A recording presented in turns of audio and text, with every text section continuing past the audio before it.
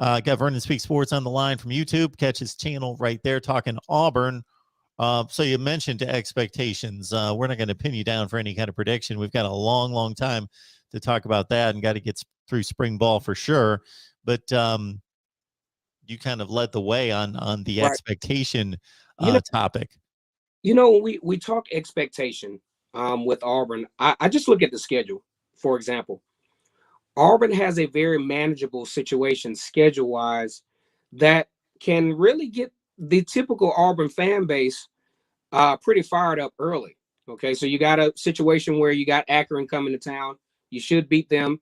Alabama State, a regular on Auburn's schedule, FCS school from right down the road in Montgomery, Alabama. But I mentioned this on my channel, and it reminded me of Georgia in 2017 when Georgia played a couple of cupcakes, but then you circle that schedule with Notre Dame on the road. This situation that Auburn has going up to Penn State on the road, you can't say that this is not going to be a national stage type football game. It's probably going to be televised on ABC, and this is a very good opportunity for Brian Harsin and his staff. I don't think anyone will say that this is a must-win game for Auburn, but damn if you could get it. How the perception of the program, which these are program perception changing games, just like we thought differently of Kirby Smart, even with the one point win in South Bend. All the fan base at Georgia needed to know, hey, we beat Notre Dame, and we beat Notre Dame on the road. That set the stage to an improbable trip to the national championship game for Georgia, where they actually lost in overtime to Alabama. I think they should have won that game, but who cares what I think. But at the same time, if Auburn can win that game, I think that's gonna really set the tone trajectory wise of the 2021 season for the Tigers. Okay. Based on how I view the two teams right now, I would consider it to be basically a toss-up to a certain extent, although Penn State's at home, I'll give them a slight edge. But Penn State's a team that's been winning between 9 and 11 games for the last 4 to 5 years and finishing in the top 10 generally, but they're coming off a bad year, although we know what happened with the pandemic and a limited schedule, and they won their last 4 games after losing the first 5.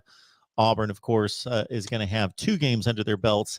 That's going to be a pretty good warm-up to be able to figure out where they are without being challenged against Akron and Alabama State.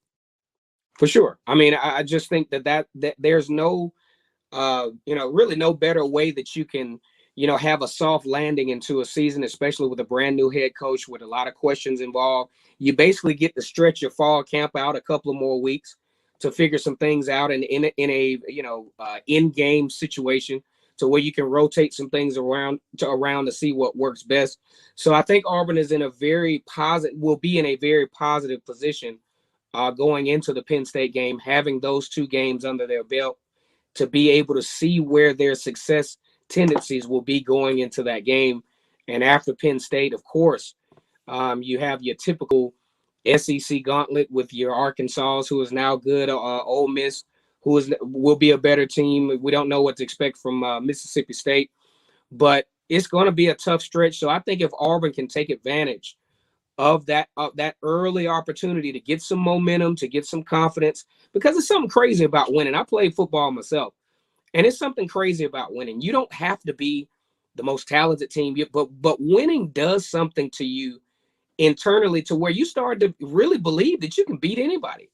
And a win over Penn State and channel that going into the season. I think they got an early game with Georgia now that the schedule is switched.